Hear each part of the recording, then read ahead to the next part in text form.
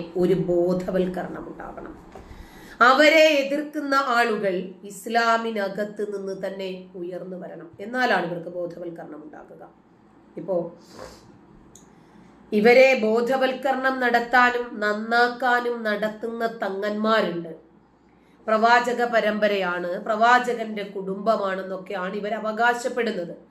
പക്ഷെ നബിക്കിതറിയില്ല കേട്ടോ. അപ്പോ നബിക്ക് ആൺമക്കളില്ല, പിന്നെ എങ്ങനെയാണ് അടുത്ത തലമുറയും പരമ്പരയും ഒക്കെ നിലനിൽക്കുക എന്ന് ചോദിക്കുന്നവരോട് തന്നെ ചോദിക്കണം.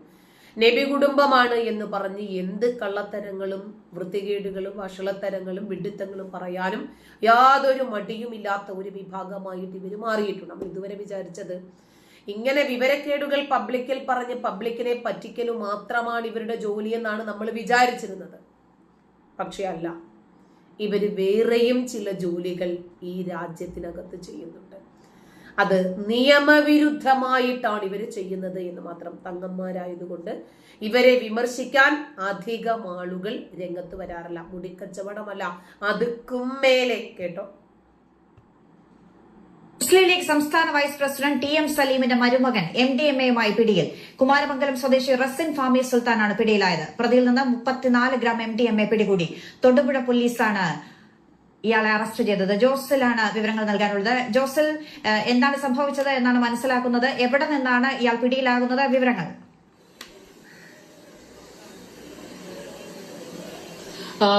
അന്ന, ഈ തൊടുപുഴ പോലീസാണ് ഇയാളെ അറസ്റ്റ് ചെയ്തിരിക്കുന്നത്. റസിൻ ഫാമി സുൽത്താൻ എന്നാണ് ഇയാളുടെ പേര്. എറണാകുളത്ത് നിന്ന് വിൽപ്പന ഉദ്ദേശത്തോടുകൂടി 60 ഗ്രാം MDMA ആണ് ഇദ്ദേഹം വാങ്ങിയത്. അതിൽ 25 ഗ്രാം വിറ്റു. ബാക്കി 35 ഗ്രാമോളം വരുന്ന MDMA ആണ് ഇയാളിൽ നിന്ന് പോലീസ് പിടിച്ചിരിക്കുന്നത്. വിൽപ്പന ഉദ്ദേശത്തോടുകൂടി തന്നെയാണ് ഇത് വാങ്ങിയിരുന്നത് എന്ന പ്രതി മൊഴി നൽകിയിട്ടുണ്ട്. ഇതിന്റെ ഒരു രാഷ്ട്രീയ വശം എന്നാണ് ഇനിയാണ് പറയാനുള്ളത്. രാഷ്ട്രീയ വശം, മുസ്ലിം ലീഗിന്റെ സംസ്ഥാന വൈസ് പ്രസിഡന്റ് TM സലീമിന്റെ മരുമകനാണ് ഈ പ്രതിയിലായിരിക്കുന്ന റസിൻ. അതുമാത്രമല്ല, ഈ ഇതിലൊരു വലിയ പൊട്ടിത്തെറിക്ക് കാരണമാകും. കാരണം ഇദ്ദേഹത്തിന്റെ തൊടുപുഴ കാർഷിക വികസന ബാങ്കിലെ ഈ റസിന്റെ നിയമനം ഇപ്പം ഓഫീസ് അസിസ്റ്റന്റ് ആയിട്ട് ഈ തൊടുപുഴ കാർഷിക വികസന ബാങ്കിൽ ഈ പ്രതി ജോലി ചെയ്യുകയായിരുന്നു. അതിലെ നിയമനം, ഈ കാർഷിക വികസന ബാങ്കിലെ അനധികൃതമായ നിയമനം KPCC എക്സിക്യൂട്ടീവ് അംഗം, മുൻ ഇടുക്കി DCC പ്രസിഡന്റ് ആയിട്ടുള്ള റോയി K പൗലോസ് പ്രസിഡന്റ് ആയിട്ടുള്ള ബാങ്കാണ് ഈ കാർഷിക വികസന ബാങ്ക്. ആ കാർഷിക വികസന ബാങ്കിൽ മുസ്ലിം ലീഗിന്റെ യൂത്ത് ലീഗിന്റെ ജില്ലാ ഭാരവാഹികൾക്ക് നിയമനം കൊടുക്കണം എന്നായിരുന്നു മുസ്ലിം ലീഗിന്റെ ജില്ലാ കമ്മിറ്റി തീരുമാനിച്ചത്. എന്നാൽ അതിനെ മറികടന്ന് ജില്ലാ പ്രസിഡന്റായ KMA ഷുക്കൂറും സംസ്ഥാന ഭാരവാഹിയായ TM സലീമും കൂടി ഈ TM സലീമിന്റെ മരുമകനെ നിയമിക്കുകയായിരുന്നു. അതിനെ തുടർന്നാണ് ഇടുക്കി ജില്ലയിലെ മുസ്ലിം ലീഗിൽ വലിയ പൊട്ടിത്തെറി ഉണ്ടായത്. തൊടുപുഴയിലെ ഓഫീസ് അടക്കം പൂട്ടുന്ന ഒരു സാഹചര്യമൊക്കെ ഉണ്ടായത്. ഇപ്പോൾ ഏതായാലും ഈ അറസ്റ്റും കൂടി ഉണ്ടായത്. കാരണം ഈ സ്വഭാവശുദ്ധി അന്ന് തന്നെ ചോദ്യം ചെയ്യപ്പെട്ടിരുന്നു. ഈ മരുമകന്റെ ഒരു പ്രധാനപ്പെട്ട ഒരു ബാങ്കിൽ, കോൺഗ്രസും മുസ്ലിം ലീഗും കൂടി ഭരിക്കുന്ന ഒരു ബാങ്കാണ്. ആ ബാങ്കിലെ ഇയാളുടെ നിയമനം വളരെ വലിയ വിവാദം സൃഷ്ടിച്ചിരുന്നു. ഏതായാലും ഇപ്പോൾ ഈ അറസ്റ്റും കൂടി നടന്ന MDMA-യുമായിട്ടുള്ള അറസ്റ്റും കൂടി നടന്നതോടുകൂടി വളരെ വലിയ പൊട്ടിത്തെറിയിലേക്ക് ഇടുക്കി ജില്ലയിലെ മുസ്ലിം ലീഗും പോകും എന്ന കാര്യത്തിൽ സംശയമില്ല. ഏതായാലും നിലവിൽ പ്രതിയുടെ ഫിംഗർ പ്രിന്റ് അടക്കമുള്ള മറ്റ് ഫോറൻസിക് പരിശോധനകളെല്ലാം പോലീസ് നടത്തിക്കൊണ്ടിരിക്കുകയാണ്.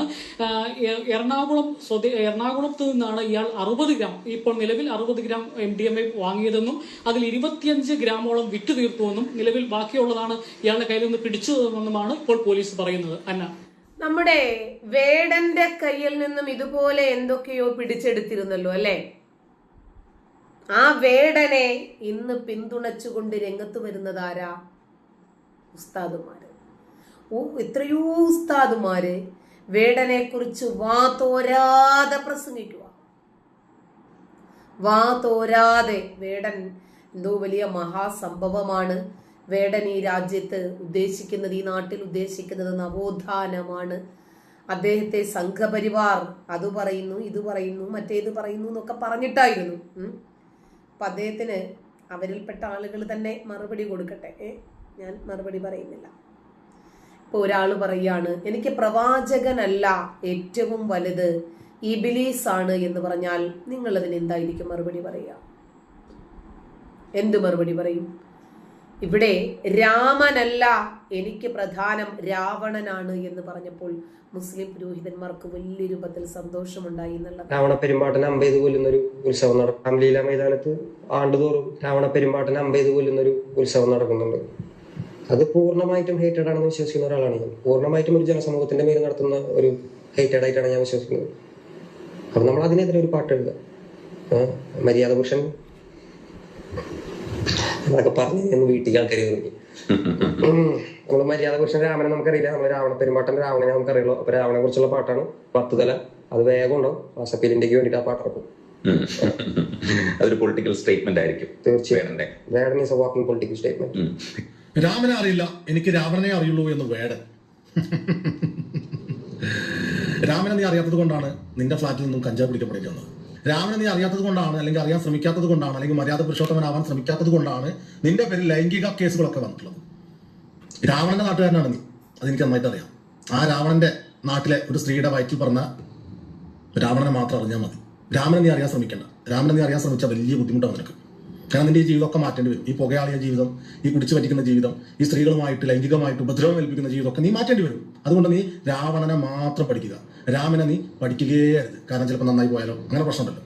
എന്തായാലും പെറ്റമ്മയുടെ നാട്ടിലെ രാവണനെ മനസ്സിലാക്കിക്കൊണ്ട് ഈ കേരളത്തിൽ വന്ന് ജാതീയത കലർത്തിക്കൊണ്ട് ഈ നാട്ടിലെ ഈ രാമന്റെ മക്കളുടെ നാട്ടിൽ വന്നുകൊണ്ട് ഇവിടെ വന്ന് ഒരു വിഷമായി മാറുന്ന രാവണനെ ഞങ്ങൾ ഏത് അമ്പെയ്താണ് നിന്നെ വീഴ്ത്തേണ്ടത് എന്ന് നീ തീരുമാനിക്കാം. നിനക്ക് ആ ഓഫർ ഞങ്ങൾ വിട്ടു. മനസ്സിലായോ? രാമന്റെ നാട്ടിൽ വന്നിട്ട് നീ രാവണന്റെ കഥ പറഞ്ഞ് വലിയ ആളാവാൻ നിൽക്കണ്ട. ഞങ്ങൾ രാവണനെയും സ്നേഹിക്കുന്നവരാണ്. രണ്ട് ഭാഗത്തും ന്യായങ്ങളുണ്ട് എന്ന് വിശ്വസിക്കുന്നവരാണ്. എങ്കിലും എൻ്റെ രാമരാജാവ് ചെയ്തത് വലിയൊരു കാര്യമാണ് എന്ന് വിശ്വസിക്കുന്നവരാണ്. ആ രാവണന്റെ പ്രവൃത്തിയുമായിട്ട് നീ ഇന്ത്യയിലോട്ട് വന്നിട്ടുണ്ടെങ്കിൽ രാമന്റെ പ്രവൃത്തിയായിട്ട് ഞങ്ങൾ ഇവിടെ ഉണ്ടാവും. മാത്രമല്ല ലക്ഷ്മണനും ഹനുമാനും സുഗ്രീവനും ബാലിയും എല്ലാം ഉണ്ടാവും. നീ താങ്ങൂല.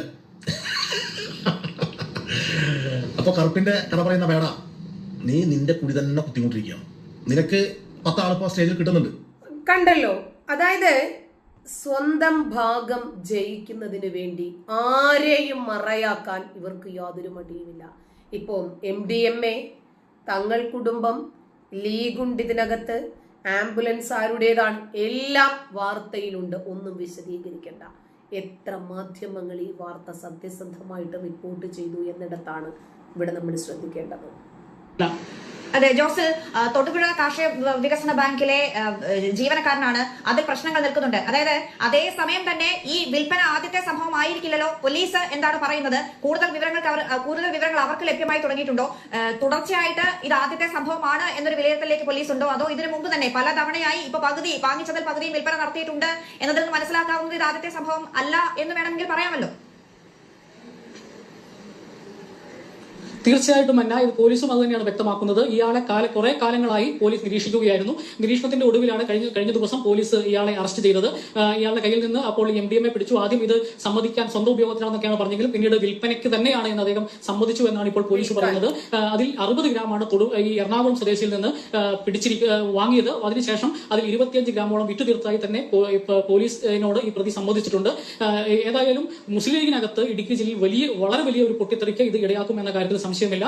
അത് പ്രത്യേകിച്ച് ഈ പെരുമ്പള്ളിച്ചിറ എന്നൊക്കെ പറയുന്ന ഭാഗം ധാരാളം കോളേജ് വിദ്യാർത്ഥികൾ ഉള്ള പ്രദേശമാണ്. അവിടെ തങ്ങന്മാരുടെ സ്വന്തം പാർട്ടിയാണ് ലീഗ് കേട്ടോ.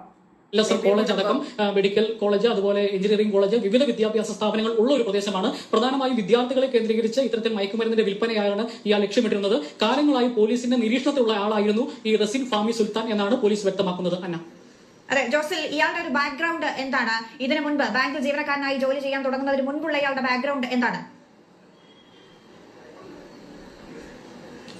അന്ന, 29 വയസ്സ് മാത്രമാണ് ഈ റസിൻ ഫാമി സുൽത്താന ഉള്ളത്. ഈ TM സലീമിന്റെ മകളുടെ ഭർത്താവാണ്. ഏതായാലും ഈ ജോലിയുമായി ബന്ധപ്പെട്ട് ഇയാളെ നിയമിക്കുമ്പോൾ തന്നെ ഇയാൾ ഇത്തരത്തിൽ വിൽപ്പനയുണ്ട്, അനധികൃതമായി സ്വത്ത് സമ്പാദിക്കുന്നയാളാണ്, മയക്കുമരുന്ന് അടക്കം കച്ചവടമുള്ളതാണ്, ഒരു കാരണവശാലും നിയമിക്കരുത് എന്ന് പറഞ്ഞുകൊണ്ടാണ് മുസ്ലിം ലീഗിനുള്ളിൽ തന്നെ ഒരു പൊട്ടിത്തെറി ഉണ്ടായത്.